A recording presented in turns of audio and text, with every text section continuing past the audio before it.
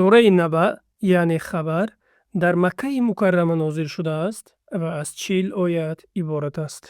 بسم الله الرحمن الرحیم. به نام الله بخشاینده مهربان. عم یتساءلون. از چه چیز کافران قریش همدیگر را میپرسند؟ عن النبأ العظیم. از آن خبر بزرگ سؤال میکنند. الذی هم فیه مختلفون. که در آن اختلاف دارند و آن قرآن است که خبر میدهد از روز بعث که کافران قریش به آن ایمان نیاورده بودند، یعنی زنده گردانیدنی بعد از میرانیدن. کلا سیعلمون. آره، مشرکان به زودی خواهند دانست که الله به سبب باور نداشتنشان به روز قیامت ایشان را چی خواهد کرد. ثم کلا سیعلمون. باز هم تأکید می نماید. آره، به زودی خواهند دانست. این تأکید برای راست و حقیقت بودن پیامبری رسول الله صلی الله علیه و سلم دلالت می نماید و آنچه که او از قرآن و از روز زنده گردانیدن بعد از میرانیدن آورده است. در این آیت وعید و تهدید است برای اهل کفار. الم نجعل الارض مهادا. آیا ما زمین را بستر نساخته ایم والجبال اوتادا. و کوه ها را میخهای ننموده ایم تا زمین استوار استاد. وخلقناكم ازواجا. و شما را جفت جفت مرد و زن آفریدیم. وجعلنا نومكم سباتا. و خوابتان را مایه آرامش قرار دادیم تا بدنهایتان راحت کند.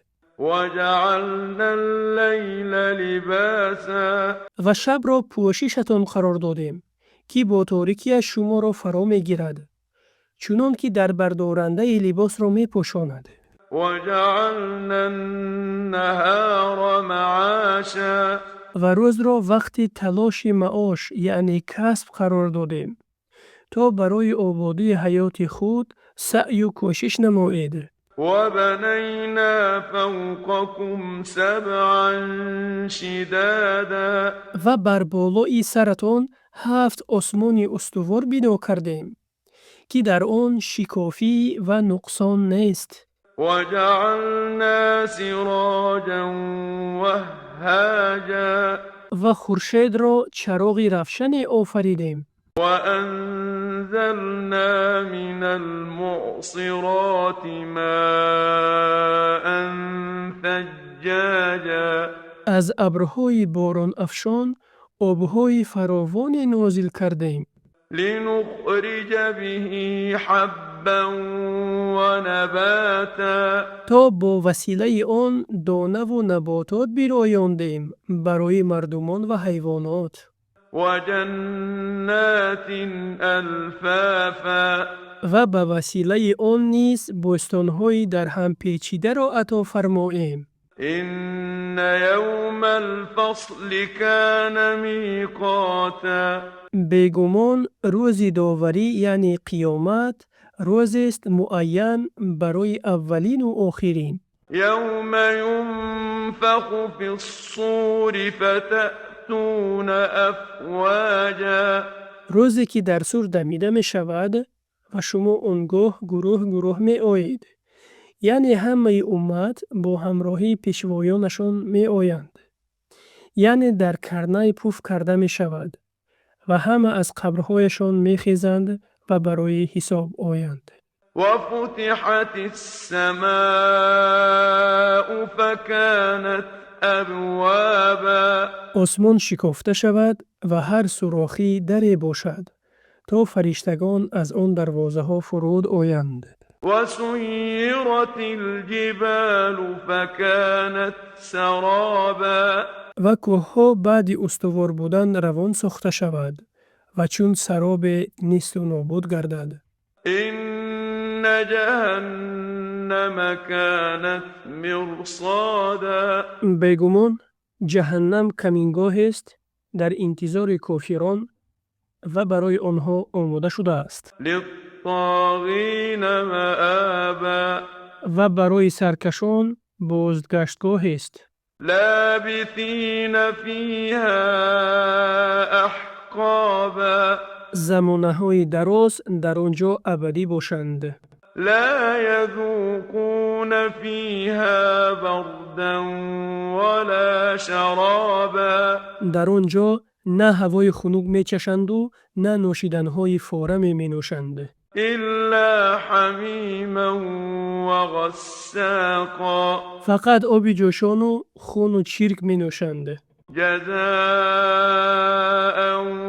وفاقا این جزا است موافق کردارشان که در دنیا چنین عمل کرده بودند إنهم كانوا لا يرجون حسابا بیگمان که آنان به روز حساب امید نداشتند و نمی ترسیدند وكذبوا بآياتنا كذابا و آیات ما را به کلی دروغ می شماریدند و به آنچه رسول الله صلی الله علیه و سلم آورده بود آن را تصدیق نداشتند وكل شيء أحصيناه كتابا و همه چیز را دانستیم و در کتاب ثبت کردیم یعنی لوح محفوظ این بود تفسیر سعدی فذوقوا فلن نزيدكم إلا عذابا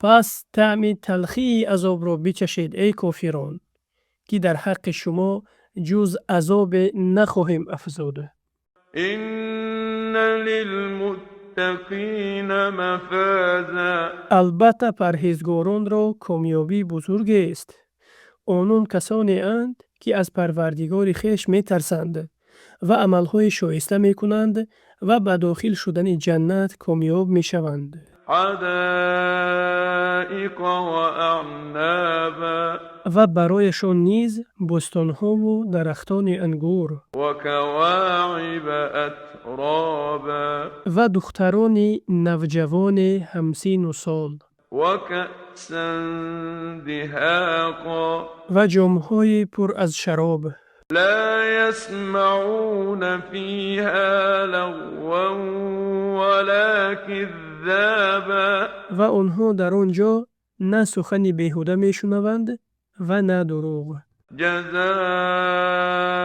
من ربك عطاء حسابا و این مکافات است از سوی پروردگارت پاداش و بخشش از روی حساب رب السماوات والأرض وما بينهما الرحمن لا يملكون منه خطابا پروردگار آسمان ها و زمین و آنچه میان آنهاست آن الله رحمان در دنیا و آخرت که از هیبت او سخن گفتن نمی توانند يوم يقوم الروح والملائكة صفا لا يتكلمون إلا من أذن له الرحمن وقال صوابا روزی که جبرائیل و فرشتگان به صف می ایستند و کسی سخن نمی گوید مگر کسی که الله مهربان به او رخصت دهد و او سخن درست گوید و هیچ کس را شفاعت کردن نمی توانند مگر به اجازت الله مهربان ذلك اليوم الحق فمن شاء اتخذ إلى ربه مآبا آن روز حق است در آمدن آن روز هیچ شکی نیست پس هر کسی بخواهد نجات یافتن را از عذاب راهی بازگشت به سوی پروردگار خود بگیرد با عملهای صالح إنا أنذرناكم عذابا قريبا يوم ينظر المرء ما قدمت يداه يوم ينظر المرء ما قدمت يداه ويقول الكافر يا ليتنی كنت ترابا. ما شما از عذاب روز قیامت که نزدیک است بیم دادیم.